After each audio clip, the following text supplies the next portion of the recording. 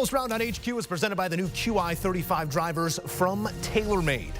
Rory McIlroy, J.J. Spaun, we'll see you on Monday. A 3-hole aggregate playoff coming. They will go 16, 17, and 18. Due to weather, we ran out of light, and McIlroy, despite carrying a 3-shot advantage with 5 to play, gives 1 back. Spaun makes up ground, and we will see them both 9 a.m. Eastern. Shane Bacon back in studio here to react to what we saw and preview the free golf we got coming on Monday. It's an exciting stretch. We'll get there, but I can't help but take my eyes off of Rory McIlroy, J.J. Spaun. He plays so great down the stretch. Rory, meantime, looked like the one who maybe was efforting one of his second or third wins. What did you see in Rory, the lack of ease or comfortability that he presented himself with down the stretch today? You know, Joe, I'm right there with you in terms of the comfortableness we saw from Rory McIlroy in terms of the short game. I mean, we've seen this come up time and time again with Rory McIlroy, and it comes down to those short putts, those makeable putts. I mean, you and I are sitting off the side of the set here. My dad's texting me going, Rory has to make putts like that. I mean, this coming from my dad, the critic, not, you know, somebody that pays attention to the sport week in and week out. But the driver was shaky. We saw a couple of missed drivers, saw a lot of shaky drives this week from Rory, hit that foul ball way right at 14 and kind of made an inevitable bogey there. But it felt like the bounce back at 15. He leaned on 3-wood, hit a great shot in there close. Felt like he's going to make birdie. He gets to 16. You always feel like Rory is going to birdie the par 5, unable to do so. Just a couple of shaky putts. Now, that being said, made the putt he had to make at 18 to post. And so I think that was an important moment for Rory McIlroy, was to make that putt there at the 18th. But yeah, basically after that birdie we saw at 12, he did not have his best stuff. Sunday it felt like he was freed up from 12 to 15 feet in that range, but the residue of past failure appears to be there still from 5 feet in that sort of knee knocker range, one that cost him here a potential win in regulation. Again, we got a playoff coming, and it'll be between Rory McIlroy and J.J. Spaun. 2 different leagues.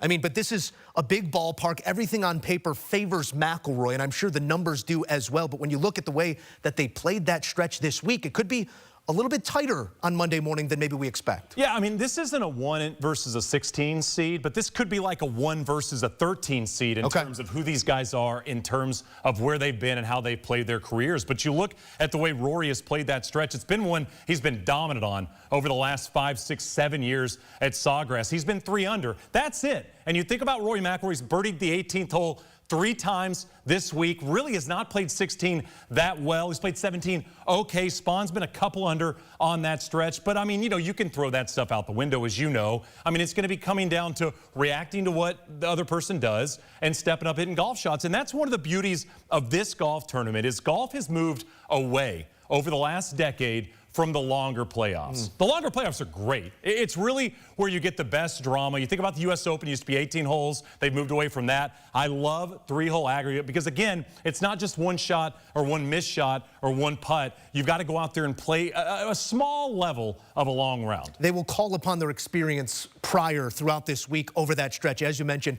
Rory McIlroy not great on number 16, a hole that you think conceivably should present opportunity there. The bomber that he is, maybe pushing off his start line here. We'll see if he does take driver at 16, but I'm wondering, how will it play differently? These guys have seen it now wet and rainy. They saw it get fiery throughout the week. What does 9 a.m. through 16, 17, and 18 look like at Sawgrass? Feels softer. I mean, it's going to feel to me a little bit like what we saw, you know, after the rain delay, the 4-hour rain delay today. I think that's what the golf course is going to play like. You're going to see, you know, being able to be aggressive with the driver. The interesting thing, Joe, and I mean, we've talked a lot about Rory's driving, both on cam and off cam this week. It's been a strange year in terms of Rory with the driver. Normally a club he's as reliable on as anybody in the professional game.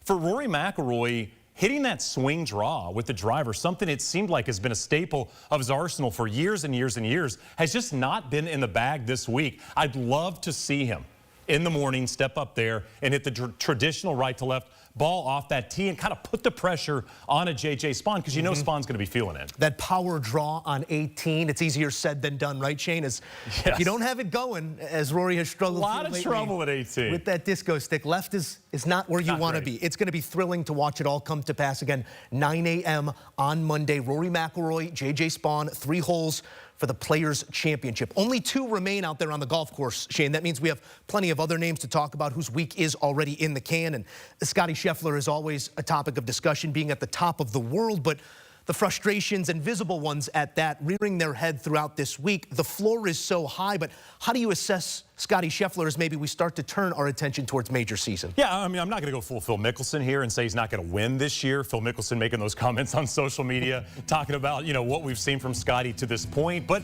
I mean, you said it. I mean, he's a guy that gets fiery and gets frustrated when things aren't going well. The problem, Joe, is they've been going well for, what, 3 straight years? I mean, we haven't seen this level of stretch in terms of Scottie not winning. And Scottie has struggled a little bit like with the golf swing, like what I talked about with Rory McIlroy and the driver. You know, Scottie Scheffler's a guy that is extremely reliable with that full swing, and he hasn't been that way in 2025 to this point. Now, where do you get the most frustrated in golf? When you keep missing every putt you see, and Scottie has not putted well so far this year. He did not putt well at the Players. All that being said, what, still a top 20 finish for the guy? I mean, his floor is ridiculous. It certainly is, and obviously we've come to expect Scottie Scheffler to win every tournament he starts. This now marks his longest stretch without a victory since 2023. How long is that stretch? Was it 5 whole starts. 5, so ridiculous. We have moved the bar on Scottie Scheffler, and it seems like he has as well. As this week was a little bit devoid of joy for Scottie Scheffler, the way that he sort of showed his frustrations to us all. I think frustration is also a word that can be used for a man that I feel like should have his name on this trophy right now if he even putted it to field average this week. Collin Morikawa, spectacular from tee to green, and that's what we were looking at pre-tournament, was who's a guy that can get the ball to the green, because the putting, it might just require something field average. Morikawa was far worse than that. Is that the limiting factor to his game right now?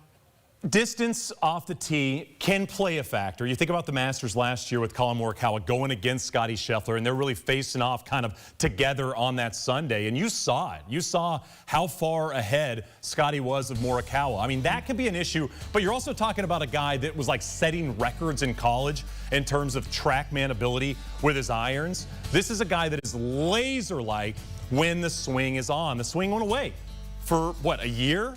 And Collin has found the swing again, but yeah, the putter was so balky this week. I mean, he missed everything, it felt like, inside of 8 feet. Could never make any of those putts left or right. You see this one on 17. You could see really the frustration come out. I'm surprised if that putter makes it another week. If that putter didn't end up in a lake, I would not be shocked. But for Collin Morikawa, it's just finding something comfortable on the greens. And Joe, you mentioned Scottie Scheffler. What happened last year? I mean, Scottie was struggling on the greens. Found it. Switched to a mallet. Won everything. Won everything. Yeah. And I think for Collin Morikawa, it's at least time to think about something different in the bag in terms of a putter. Wasn't that Rory spurring him towards a mallet, Scottie, a year ago? Maybe Rory on line 1 for Collin Morikawa. He says he doesn't owe anything to anyone. Maybe owes that to himself to take a look at a new wand, because hit it great again this week and finishes on that first page or there around it. But not a win for Collin Morikawa. Shane, are you comfortable making a pick? Is it 28 for Rory, or is it number 2 for J.J. Spaun? You know, I think it's so easy to say Rory's going to win this thing because he's been there so often. 3-2 record on the PGA Tour in terms of playoffs, but he lost his first two playoffs, so really 3-0 in his last 3 attempts in a playoff. Of course, one of those being the Zurich alongside Shane Lowry. I'm going to go J.J. Spaun. Okay. I've been extremely impressed with the way J.J. Spaun handled the weather on Saturday and handled the moment on Sunday. I mean, you and I are sitting up here talking so much about Rory McIlroy. We really didn't mention J.J. Spaun was a roll away from winning this thing in regulation. Not in a great spot at 18 in the Pine Straw. Hit an awesome golf shot when there's trouble everywhere. I think the way J.J. Spaun handled himself over the last 36 holes is going to play in to his ability to kind of be the David in this situation. Let's go out there and just win it when everybody in the world is expecting it to be Rory. I know Shane Bacon to love 2 things: golf and coffee. We get both of those early in the AM, 9 Eastern. Shane Bacon here on CBS Sports HQ. We appreciate the insight as always, Shane. Absolutely. And don't forget, for more information, check out the new QI35 driver, the leading driver in golf. It's more distance from more of the face. Our friends at TaylorMade presenting this post round on HQ.